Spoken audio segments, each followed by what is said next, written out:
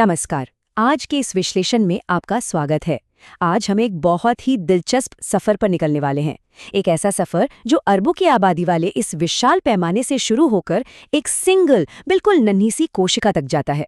तो तैयार हो जाइए जनन स्वास्थ्य के विज्ञान, समाज की चुनौतियों और मॉडर्न मेडिकल साइंस के इस कमाल के तालमेल को समझने के लिए।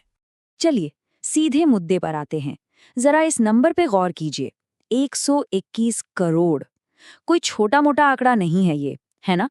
2011 की जनगणना के हिसाब से ये हमारे भारत की आबादी थी। और सच कहूं तो इसी एक नंबर से ये बिल्कुल साफ हो जाता है कि पब्लिक हेल्थ और जनसंख्या नियंत्रण किसी भी देश के लिए कितने अहम और कितने बड़े मुद्दे हैं। तो आज हम क्या क्या कवर करने वाले हैं? बहुत ही सिंपल है। हम शुरुआत करेंगे जनन स्वास्थ्य और जनसंख्या से, फिर बात करेंगे राष्ट्रीय स्तर पर चलने वाले प्रोग्राम्स और रणनीतियों की।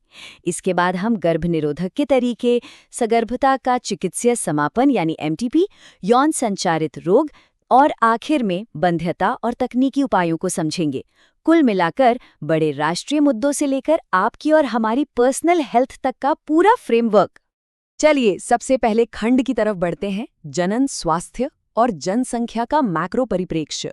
अब इससे पहले कि हम जनसंख्या विस्फोट जैसे बड़े मुद्दों पर आएं, ये समझना बहुत जरूरी है कि आखिर जनन स्वास्थ्य या रिप्रोडक्टिव हेल्थ का बेसलाइन मतलब क्या होता है। अगर हम वर्ल्ड हेल्थ ऑर्गेनाइजेशन यानी WHO की माने तो उनका नजरिया वाकई काफी अलग और बहुत ब्रॉड है। उनके हिसाब से जनन स्वास्थ्य का मतलब सिर्फ बीमारियों का न होना या बायोलॉजी तक सीमित नहीं है, बल्कि ये शारीरिक, भावनात्मक, व्यवहारिक और सामाजिक इन सभी पहलुओं में पूरी तरह से स्वस्थ होने की स्थिति है। मतलब ये एक पूरी तरह से कंप्लीट वेलबींग का कॉन्सेप्ट है। लेकिन प्रैक्टिकली देखा जाए तो इस कंप्लीट वेलबींग को हासिल करने में समाज के सामने कई बड़ी चुनौतियां आती हैं, जैसे कि बाल विवाह या बहुत कम उम्र में बार बार गर्भधारण करना और फिर डिलीवरी के बाद सही देखभाल का ना मिलना।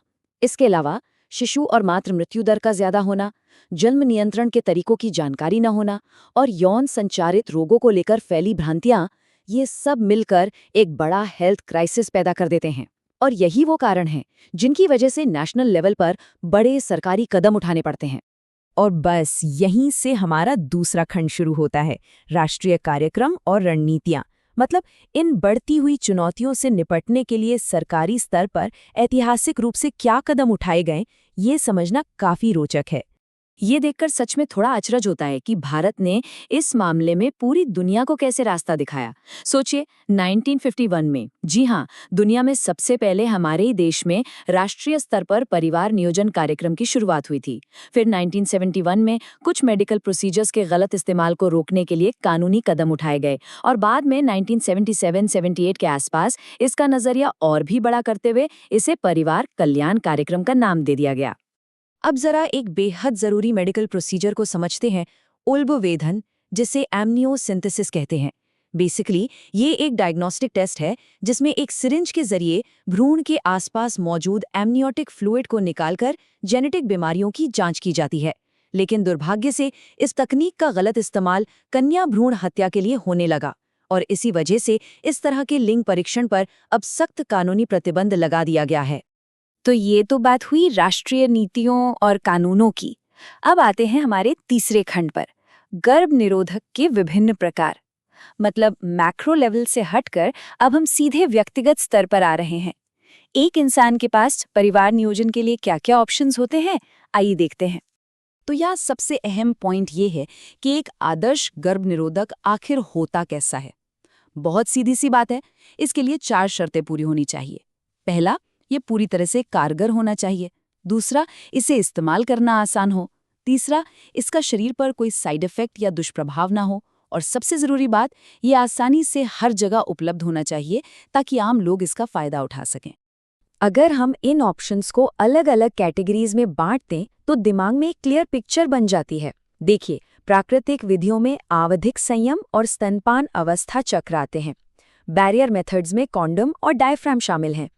इसके बाद है IUDs यानी कॉपर टी जैसी युक्तियां जो गर्भाशय के अंदर काम करती हैं।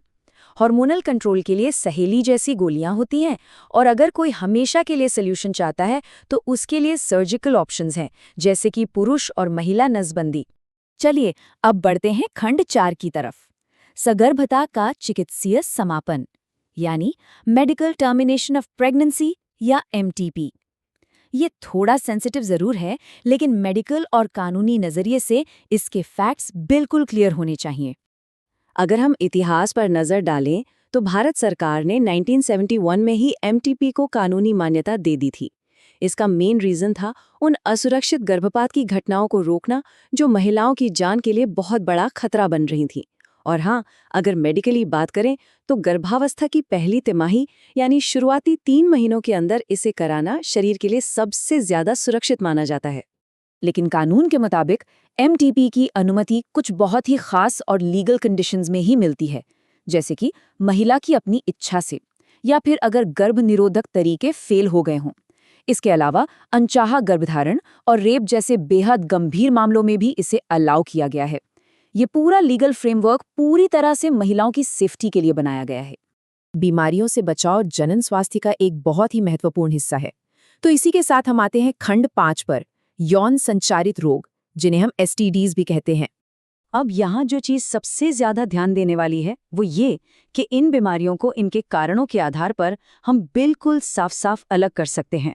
एक तरफ है बैक्टीरिया से होने वाली बीमारियां, जैसे कि सूजाक, जिसमें यूरिन पास करते वक्त बहुत जलन होती है, और सिफिलिस, जो जननांगों पर घाव कर देता है।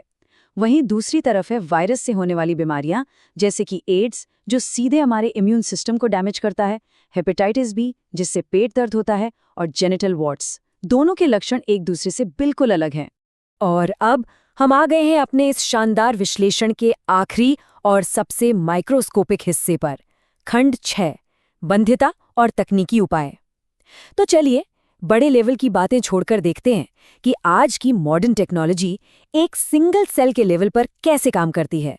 इन अत्याधुनिक मेडिकल तकनीकों को समझने से पहले आइए समझें कि बंध्यता यानी इनफर्टिलिटी असल में है क्या। बहुत ही आसान शब्दों में कहें तो अगर कोई कपल प्राकृतिक तरीके से गर्भधारण नहीं कर पाता है तो उसे बंध्यता कहा जाता है। लेकिन आज मेडिकल साइंस इतनी तरक्की कर चुका है कि इसके कई शानदार उपाय मौजूद हैं। तो चलिए देखते हैं कि ये समाधान काम कैसे करता है। आईवीएफ यानी इन विट्रो फर्टिलाइजेशन, जिसे लोग आम भाषा में परखनली शिशु या टेस्ट ट्यूब बेबी भी कहते हैं। इसके मेनली 3 स्टेप्स होते हैं। पहला, शरीर के बाहर बिल्कुल लैब वाले सुरक्षित माहौल में फर्टिलाइजेशन कराया जाता है। दूसरा, इसके रिजल्ट में एक जाइगोट यानी युग्मनज तैयार होता है। और तीसरा स्टेप, इस जाइगोट को पूरी सेफ्टी के साथ महिला के गर्भाशय में ट्रांसफर कर दिया जाता है ना कमाल की तकनीक। और हाँ, बात सिर्फ आईवीएफ तक ही सीमित नहीं है। आज कई और भी एडवांस टेक्निकें हैं जिन्हें असिस्टेड रिप्रोडक्टिव टेक्नोलॉजी या एआरटी कहते हैं, जैसे गिफ्ट, जिसमें अंडाणुओं को सीधा फैलोपियन ट्यूब में भेजा जाता है, या फिर आईसीएसआई, जहां शुक्राणु को सीधे अंडाणु के अंदर इंजेक्ट कर देते हैं। इसके अलावा कृत्रिम वीर्यसेचन और सरोगसी जैसी तकनीकें भी उन परिस्थितियों में एक बड़ी उम्मीद है जहां बाकी तरीके काम नहीं करते। तो देखा आपने, जनन स्वास्थ्य का ये सफर कितना अद्भुत रहा। एक तरफ हमारे पास 121 करोड़ की विशाल आबादी को मैनेज करने वाली बड़ी बड़ी नीतियां हैं, तो दूसरी तरफ लैब के अंदर एक छोटी सी माइक्रोस्कोपिक कोशिका को नया जीवन देने वाली तकनीकें। अब सोचकर देखिए, जैसे जैसे ये रिप्रोडक्टिव टेक्नोलॉजीज और ज़्यादा एडवांस होती जाएंगी, ये हमारे भविष्य के समाज और मानवता को किस नए रूप में आकार देंगी? ये सच में एक ऐसा सवाल है जिस पर हम सबको विचार करना चाहिए। खैर, आज के इस विश्लेषण में बस इतना ही। जुड़ने के लिए बहुत बहुत शुक्रिया।